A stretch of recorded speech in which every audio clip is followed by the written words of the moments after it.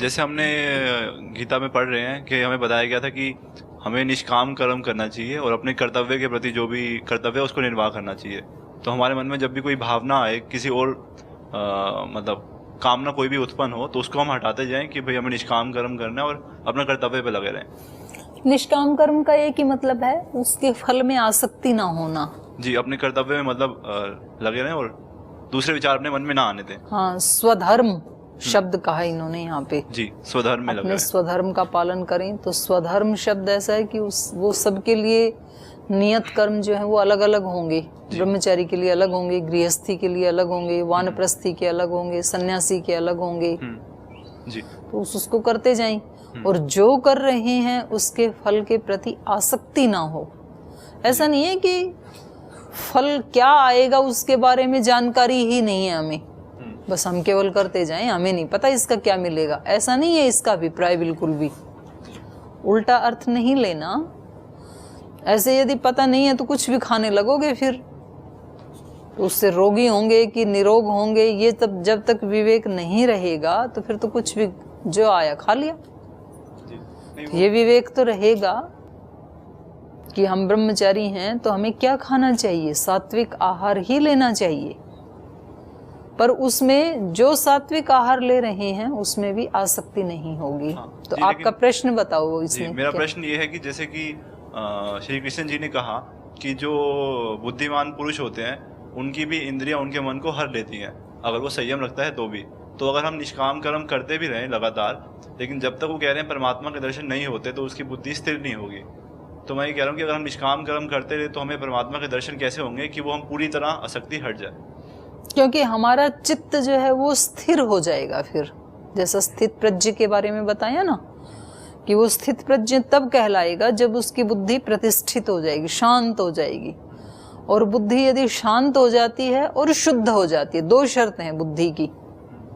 इस समय हमारी बुद्धि की जो सिचुएशन है वो ऐसी है कि अशांत भी है और अशुद्ध भी है।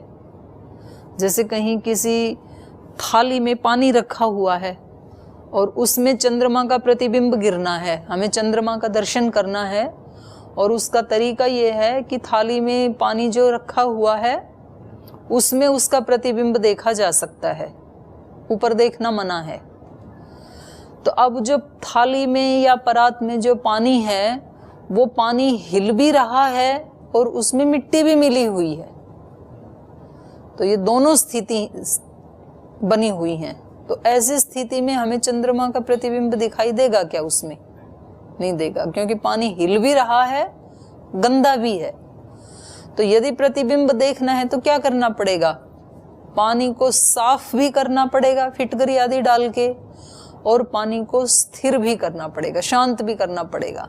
जब पानी बिल्कुल स्वच्छ है, एकदम सफेद, उसमें थोड़ा सा भी गंध नहीं है, एकदम बर्फ जैसे, और वो बिल्कुल शांत है, तो फिर ऐसा लगेगा कि जैसे एक चंद्रमा नीचे ही उगाया। वो प्रतिबिंब पूरा पूरा दिखेगा। उसमें दिखेगा तो भी कुछ हिलता डुलता थोड़ा सा आभास होगा पहले वाले में। तो ऐसे ही हमारा जो बुद्धि रूपी यंत्र है, ये जब विवेक ख्याति को प्राप्त हो जाता है, विवेक ख्याति का मतलब है पूर्ण शुद्ध बुद्धि, स्फटिक मणि जैसी बुद्धि। इस समय जो हमारी बुद्धि है वो कैसी है? मिश्रित बुद्धि है हमारी। थोड़ा सा इसमें ज्ञान भी है, थोड़ा सा इसमें गंदगी भी है, थोड़ी सी इसमें वासनाएं भी हैं, थोड़ा इसमें राग भी है, थोड़ा द्वेष भी है, थोड़ी अस्मिता भी है। तो ये सब कीचड़ जैसे मिक्सअप हो रखा है, सम्मिश्रण हो रखा है। तो ये हट जाए। और ये कैसे हटेगा? जैसे जैसे ज्ञान बढ़ता जाएगा, जैसे जैसे आपने सुना इसमें, वैसे वैसे अभ्यास किया ध्यान उपासना में, जैसा जैसा ध्यान उपासना में आपको प्रेरणा मिली वैसा वैसा व्यवहार में भी कोशिश की, वैसा जीने की। तो फिर ऐसे धीरे धीरे वो विवेक हमारा ऐसे बढ़ता है जैसे द्वितीया का चंद्रमा बढ़ता है ना। पहले दिन तो दिखता नहीं है प्रतिपदा को, तो द्वितीया को दिखता है तो छोटी सी एक लाइन दिखती है, और वो भी थोड़ी देर के लिए दिखती है, 1-2 घंटे के लिए। उसके बाद फिर तृतीया, चतुर्थी, पंचमी, षष्ठी, पंचमी, ऐसे चलते चलते, और पूर्णिमा को फिर पूर्ण चंद्र दिखाई देता है। उसकी कलाएं बढ़ती रहती हैं ना। यद्यपि चंद्र का कभी ह्रास नहीं होता है, चंद्र तो चंद्र ही है, लेकिन वो पृथ्वी की परछाई के कारण थोड़ा थोड़ा थोड़ा दिखता है, और जब बिल्कुल वो परछाई हट जाती है तो फिर पूरा का पूरा हमें दिखाई देने लगता है। तो ऐसी ही स्थिति हमारी बुद्धि की भी है। इसलिए हमारे यहाँ अभी तो हम योग दर्शन पढ़ रहे हैं। एक तरीका है हम पुस्तक के रूप में पढ़ें, योग दर्शन पढ़ रहे हैं, सांख्य पढ़ रहे हैं, गीता पढ़ रहे हैं, ये एक तरीका है। दूसरा एक तरीका है, कुछ योगी हैं वो बोलते नहीं है, लिखते भी नहीं है, वो ड्रॉ करते हैं, चित्र बना के समझाते हैं। अपनी बात कम्युनिकेट करने के कई तरीके हो सकते हैं ना। कोई इशारे से समझाएगा, जैसे जिसने मौन व्रत ले रखा है तो वो बोलेगा नहीं। कोई व्यक्ति उपदेश दे करके समझाएगा, योगी जो बोलता है तो वो दूसरे के अंदर अपना ज्ञान वाणी के द्वारा पूरा का पूरा डाल देगा। तीसरा है वो पुस्तक लिख देगा, वो एकांत में बैठा है लेकिन पुस्तक लिख देगा, उससे बता देगा। चौथा एक तरीका है वो कोई चित्र बना देगा, वो भी एक तरीका है। तो जिस व्यक्ति ने शिव की मूर्ति बनाई, वो एक योगी ने एक योगी के चित्त की और उसका जीवन कैसा होता है, जैसे एक तो यहाँ बता दिया स्थित प्रज्ञ कैसा होता है, इसमें बता दिया। एक उसने वो मूर्ति बना दी शिव की कि योगी ऐसा होता है। तो उसने क्या किया, शिव के मस्तिष्क के ऊपर अर्धचंद्र लगा दिया। पूर्ण चंद्र भी तो लगा सकते थे, ज्यादा सुंदर तो पूर्ण चंद्र होता है, आधे वाला क्यों लगाया? क्योंकि वो ड्रॉ करके कुछ बताना चाह रहे थे। वो ये बताना चाह रहे थे कि योगी की जो बुद्धि है, विवेक ख्याति है, वो दिन दिन बढ़ती जाती है। यदि पहले ही दिन उसने पूर्ण चंद्र लगा दिया तो पूर्ण चंद्र के बाद तो चंद्रमा ह्रास को प्राप्त होता है, कलाएं घटती हैं ना फिर। और दिखाना क्या था कि ज्ञान निरंतर बढ़ता रहता है, और जब पूर्ण पराकाष्ठा को प्राप्त हो जाता है विवेक ख्याति, तो उसके बाद फिर बुद्धि का संयोग आत्मा से होता नहीं है। क्योंकि बुद्धि का काम ही ये था कि पूर्ण विवेक ख्याति से पुरुष के स्वरूप की उपलब्धि करवा दे और प्रकृति के स्वरूप की उपलब्धि करवा दे, दोनों का रूप अलग अलग दिखा दे, ये बुद्धि का काम था। और वो पूरा हो गया तो फिर तो उसके बाद तो मोक्ष हो जाएगा, इसको बुद्धि के साथ संयोग नहीं होगा। तो इसलिए वहां पर उन्होंने उसके सिर में गंगा निकलते हुए दिखाई। तो कोई किसी भी मनुष्य के सिर से गंगा कैसे निकल सकती है बताओ? तो वो समझाने के लिए है कि योगी के मस्तिष्क और उसके विचार कैसे होने चाहिए, शुद्ध भी होने चाहिए, और सिर उसका मस्तिष्क ठंडा भी होना चाहिए। नहीं तो स्टीम निकलती हुई दिखा देते तो गर्मा गर्म। तो गर्मा गर्म नहीं होता है योगी का मस्तिष्क, ठंडा रहता है, कूल रहता है। वो कूल भी होना चाहिए और पवित्र भी होना चाहिए, इसलिए गंगा को निकलते हुए दिखाया वहां से। फिर वो सारे के सारे जो हैं चित्र में जो दिखाए हैं, वो कुछ ना कुछ योगी के बारे में डिफाइन कर रहे हैं।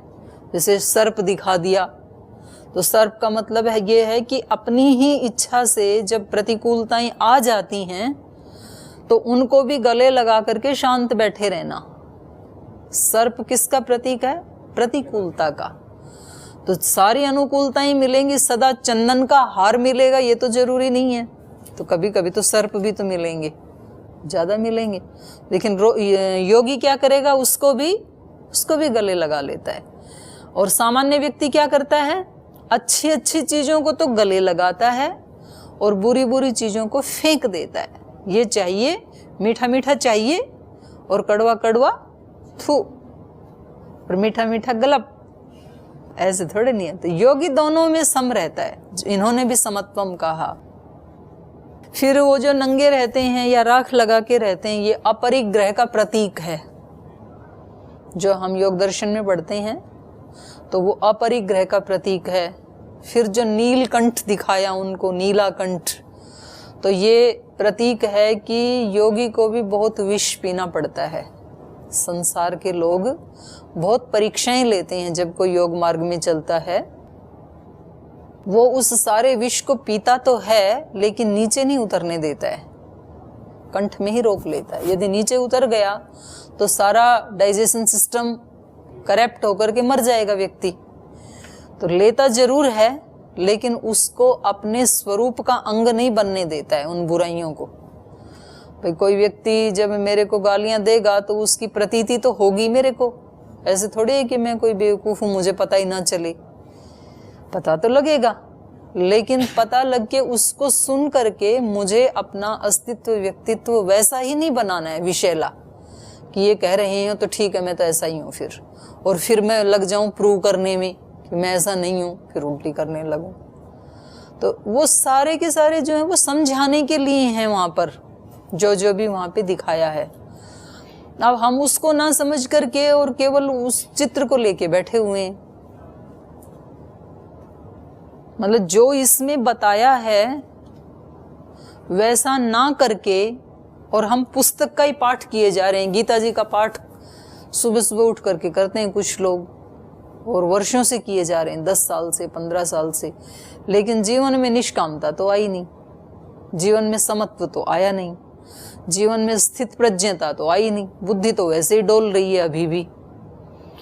कुछ सामने अनुकूलता आए तो उससे प्रभावित हो जाते हैं कि ऐसा ही करूंगा, फिर उसमें थोड़ी प्रतिकूलता आए तो अपने कदम पीछे हटा लेता है व्यक्ति, ऐसा नहीं करूंगा। तो इसका मतलब बुद्धि समता में नहीं है।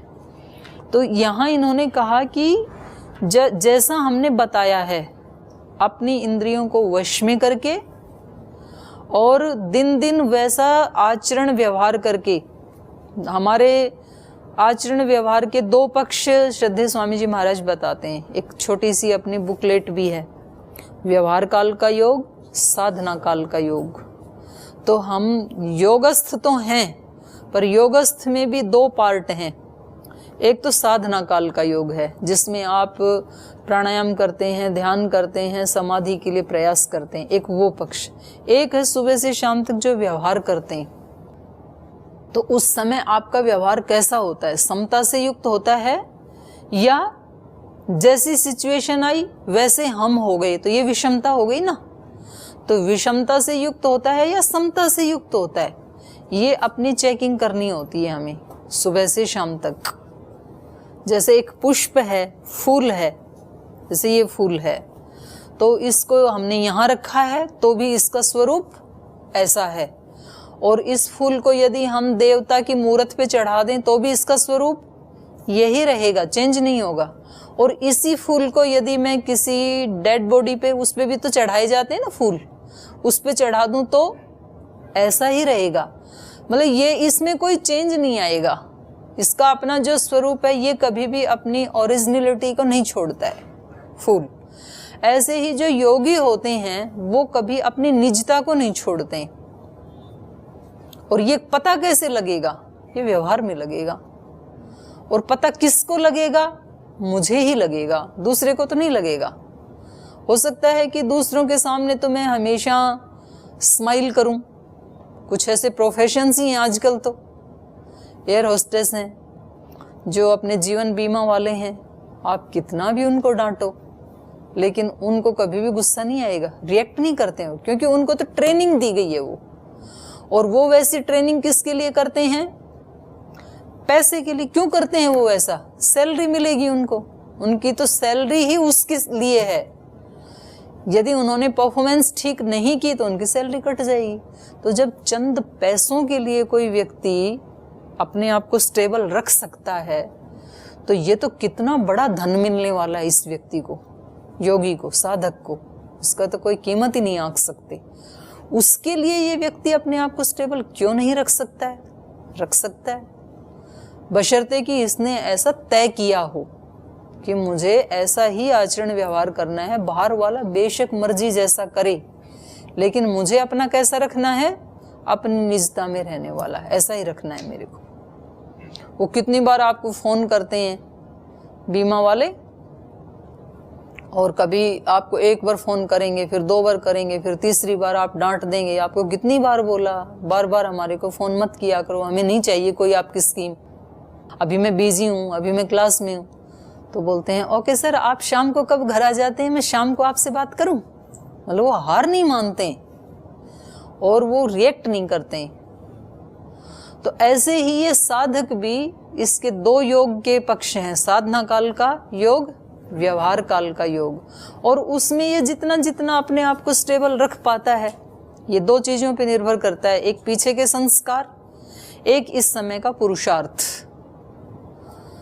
हो सकता है किसी व्यक्ति के पीछे के ही इतने संस्कार हैं जो अनेकों जन्मों से इस योग मार्ग पे चलता आ रहा है, साधु बनता आ रहा है, और हो सकता है ये उसका अंतिम जन्म है, तो वो बहुत आसानी से चीज़ों को स्टेबल कर पाता है।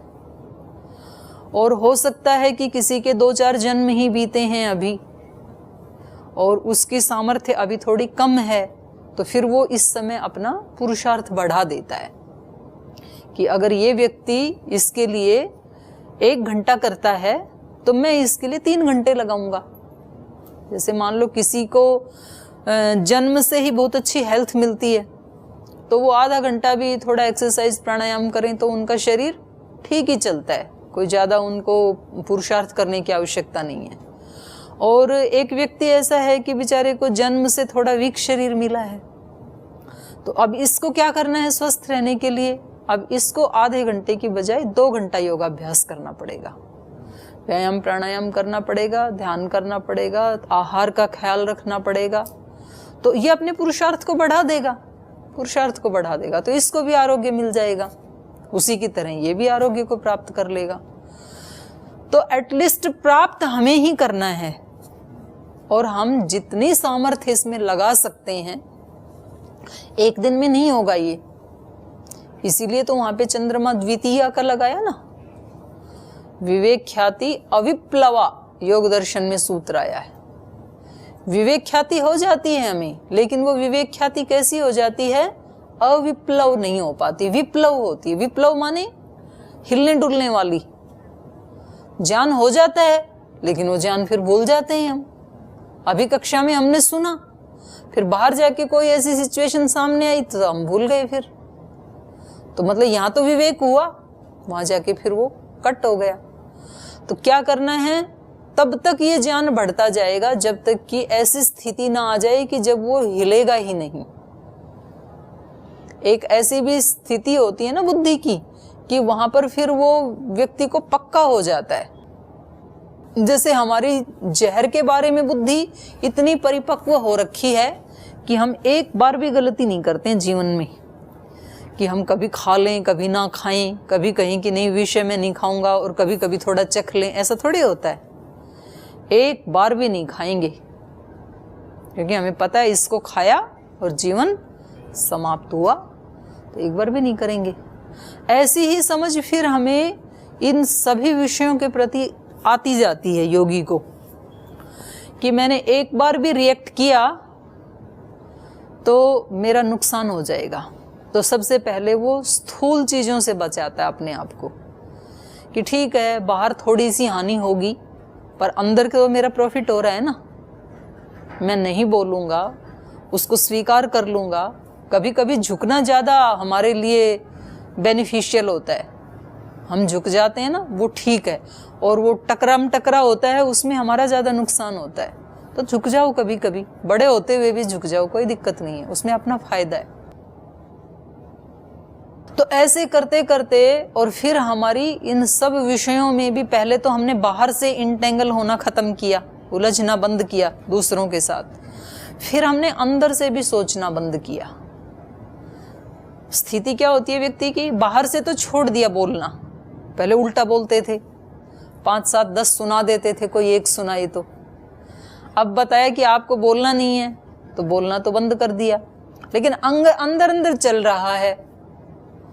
और फिर मान लो किसी सहपाठी अपने मित्र के सामने कह भी दिया कि अब बोलें तो झगड़ा हो जाएगा, क्या करें, ये देखो ऐसे ऐसे करते हैं।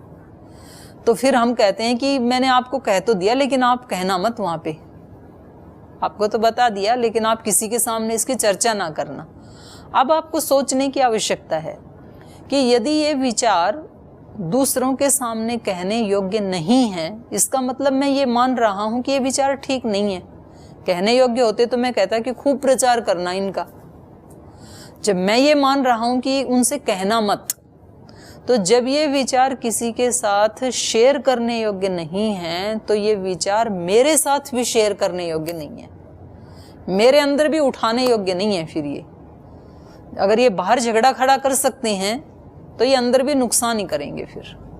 तो ऐसा सोच करके व्यक्ति फिर अंदर से भी उनको हटाने की कोशिश करता है, और नहीं हटा पाता है, उस समय फिर हृदय से प्रार्थना उठती है कि भगवान जी मेरे तो ऐसे संस्कार हैं कि मैं इन चीज़ों को नहीं हटा पा रहा हूँ, तो आप ही कृपा करके मुझे ऐसी बुद्धि दीजिए, ऐसी शक्ति दीजिए कि मेरी बुद्धि निरंतर आप में लगी रहे। कल एक शब्द आया था ना, मत पर, 61 नंबर श्लोक में आया था, तानि सर्वाणि संयम्य युक्त आसीत मत परह।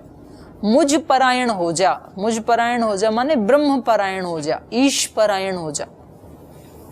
बड़ा सुंदर शब्द है ये, एक एक शब्द आते हैं ऐसे इसमें, तो उनको आप अंडरलाइन कर लिया करो, उनको बोल्ड कर लिया करो। मत पर होने का मतलब क्या है? अब इसको आप अपने जीवन में देख सकते हैं। जैसे कोई बहन है और उसका किसी के साथ रिश्ता हो गया, तो वो पूरे समय में अपने वो होने वाले पति के बारे में सोचती रहती है। या शादी भी हो गई, जैसे पतिव्रता महिलाएं हैं, सब काम करती हैं, लेकिन उसका ध्यान कहाँ होता है? पति के ऊपर होता है। जैसे कोई माँ है, उसका छोटा बेबी है 1-2 महीने का, तो अब वो काम तो सारे करती है, लेकिन उसकी हमेशा ज्यादा एकाग्रता कहाँ रहती है? अपने बच्चे पे रहती है, पूरा ध्यान वहां रहता है। ये होता है परायण होना, पति परायण होना, शिशु परायण होना। ऐसे जो साधक होते हैं वो भगवत परायण होते हैं, वो सब काम करते हैं, लेकिन उनकी लो कहाँ लगी होती है? भगवान के साथ, ईश्वर के साथ। वो भगवत परायण हो जाते हैं। वो भगवत परायण जैसे जैसे होते जाते हैं, तो वो फिर वैसी प्रार्थना करते हैं कि मुझे ऐसी शक्ति दो कि मैं बाकी के लोगों को, बाकी के विचारों को अपने अंतःकरण में स्थान ना दूं, बल्कि मैं पूरा का पूरा स्थान आपको दूं, और आप मुझे जैसा निर्देश दें वैसे आपका यंत्र बन करके मैं ये सब सेवाएं करूं जहां आपने मुझे रखा है। जिस भी काम में आपने मुझे लगाया है, पढ़ने में लगाया है, या पढ़ाने में लगाया है, या संगठन कार्य करने में लगाया है, या ऑफिस में लगाया है, या खेती में लगाया है, जहां भी लगाया है, क्योंकि सारे ही कार्य किसके हैं? ईश्वर के हैं, भगवान के हैं। सारी सृष्टि क्या है?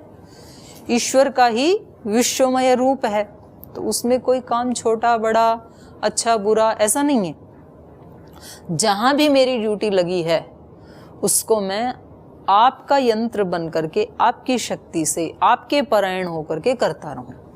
और ऐसा जब कोई साधक कुछ वर्षों तक अभ्यास कर लेता है, तो उसकी बुद्धि प्रतिष्ठित हो जाती है। फिर जो आपने शुरू में प्रश्न पूछा कि वो कैसे दिखे, दर्शन कैसे होगा, तो जब हमारी बुद्धि प्रतिष्ठित हो जाती है, बुद्धि शुद्ध भी हो गई और बुद्धि अब स्थिर भी हो गई, क्योंकि बुद्धि में ना तो बाहर की कोई कामनाएं हैं और ना बुद्धि में कोई बाहर के राग द्वेष मल हैं। अब सब हट गए। कामनाएं थी तो राग द्वेष थे, अब जब कामना ही नहीं है किसी से तो राग द्वेष भी नहीं है।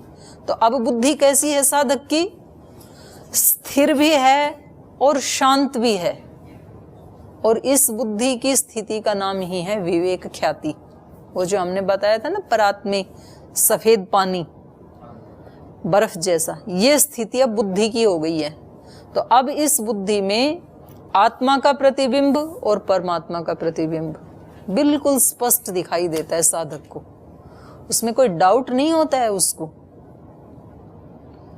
और उसको पाके तो वो इतना धन्य हो जाता है कि सारी सृष्टि, क्या तीनों लोक उसको तुच्छ दिखाई देते हैं कि इसके सामने क्या है, ये कुछ भी नहीं है। तो मैं कहाँ, जब यात्रा शुरू की तो मैं कहाँ फंसा हुआ था और आज मैं कहाँ पहुंच गया हूँ। तो वो योग दर्शन में आता है कि वो ऐसे देखता है जैसे कोई पर्वत पे चढ़ा हुआ व्यक्ति और नीचे के कीचड़ मिट्टी गंदगी को देखता है, ऐसे साधक की दृष्टि होती है। यद्यपि वो किसी से घृणा नहीं करता है, लेकिन उसको अंतर दिखाई देता है। और जितनी जितनी बुद्धि शुद्ध होती है उतना उतना हमें दिखाई देता है। आपके अंदर जितनी बुद्धि की शुद्धि हुई तो आप इस मार्ग पे आ गए। अब आपको ये लगता है कि जो लोग रात दिन ऐसे धन के लिए, सर्विस के लिए और लगे हुए हैं और फिर वो पश्चाताप करते हैं, ये कोई जीवन है? तो हमें शुरू से ही एक ऐसे मार्ग का चयन करना चाहिए जहाँ हमारी बुद्धि का परिष्कार होता जाए, ज्ञान का परिष्कार होता चला जाए, विवेक ख्याति अभिव्यक्त होती चली जाए, और अंत में जब हम इस संसार से जाएं तो हमारी आत्मा अपने आप को धन्य समझे, कृतकृत्य समझे। ऐसा समझ करके आप इस मार्ग पे आ गए। आपको दूसरे लोग बेचारे लगते हैं, ये कहाँ लगे हुए हैं, ये कहाँ छोटी मोटी चीज़ों में फंसे हुए हैं। उन लोगों को आप पागल लगते हैं। क्या है, जाके गुरुकुल में सफ़ेद कपड़े पहन के बैठ गए। कुछ तो आपको स्वार्थी भी बोलेंगे, बोले अपने सुख के लिए आप प्रयास कर रहे हो ना, आप तो स्वार्थी हो। आपको कुछ करना ही है तो गरीबों के लिए करो, आपको कुछ करना है तो इस जवानी में देश के लिए करो। क्या आप समाधि लगाने के लिए बैठ गए, योग दर्शन पढ़ने के लिए बैठ गए? ये तो स्वार्थ है, ये तो बेवकूफ़ी है आपकी। तो उस समय यदि बुद्धि परिपक्व नहीं है व्यक्ति की तो फिर व्यक्ति डुलमुल हो जाएगा। उसको लगेगा कि ये ठीक कह रहे हैं, सुख तो वही है, यहाँ क्या सुख है? रूखा सूखा खाना, सफ़ेद सफ़ेद कपड़े पहनना, ना कोई डिजाइन के कपड़े हैं, ना कोई ढंग का खाना है, सुबह सुबह उठ जाना है, ना सोने देते हैं, ना खाने देते हैं, ना एंजॉय करने देते हैं। ये कोई जीवन है? ये तो ऐसे बांधने जैसा हो गया। तो वो तो शुरू में तो ऐसा ही लगेगा। जब किसी का रोग मिटाने के लिए डॉक्टर कड़वी दवा पिलाता है तो डॉक्टर अच्छा नहीं लगता है फिर। तो आचार्य का भी पहला रूप क्या है? मौत जैसे दिखता है, साक्षात यमराज। तो फिर कभी कभी तो उसको सामने तो बोल नहीं सकते हैं, पीछे पीछे से तो खूब जी भर के सुना देते हैं। फिर जब उसका दूसरा रूप सामने, जब व्यक्ति मर चुका होता है, क्योंकि आचार्य भी मारे बिना तो नया जन्म कैसे देगा। जब वो मर चुका है पहले वाला, और जब इसका न्यू बर्थ हो गया है, तब आचार्य कैसे लगता है? फिर मृत्यु के बाद दूसरा रूप कौन सा है? आचार्यो मृत्यु वरुण, फिर वरुण रूप होता है। वरुण मतलब वर्णनीय। फिर वो वर्ण कर लेता है आचार्य का कि अब हमें इनके साथ रहना है और अपने जीवन का उत्कर्ष करना है। और वर्ण करके फिर वो जब वैसा वैसा आचरण करता जाता है तो फिर आचार्य का तीसरा रूप सामने आता है। तीसरा रूप कौन सा है? सोम। आचार्यो मृत्यु वरुण सोम। फिर वो बड़ा सौम्य मालूम पड़ता है। उसको सारी दुनिया से प्रिय कौन लगता है? अपना आचार्य लगता है। और फिर उस सौम्यता में कुछ दिन जब जी लेता है तो फिर आचार्य का चौथा रूप प्रकट होता है।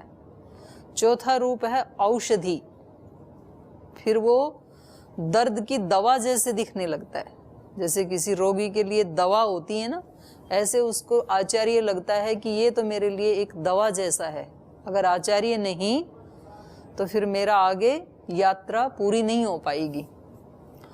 और जब उसको भी पार कर जाता है तो फिर अंतिम रूप आचार्य का होता है आचार्य मृत्यु वरुण सोम औषधय पय। पय रूप है। पय माने अमृत। पय दूध को भी कहते हैं, खीर को भी कहते हैं, और उसका एक अर्थ होता है अमृत। तो वहां पर ही उसको अमृतत्व की अनुभूति होने लगती है, फिर ब्रह्म दर्शन हो जाता है। तो आपका प्रश्न था कि हम इंद्रियों को वश में करके और जैसे ये बता रहे हैं बुद्धि को स्थिर करके ईश्वर का दर्शन कैसे करें। तो वहाँ तो करने की आवश्यकता नहीं है, बस करने का तो आपके लिए यहीं तक ही है। बुद्धि को स्थिर कर लें और शुद्ध कर लें, उसके बाद तो फिर अपने आप होगा, आपको नहीं करना है। फिर तो जस्ट रिलैक्स होके आपको देखना भर है।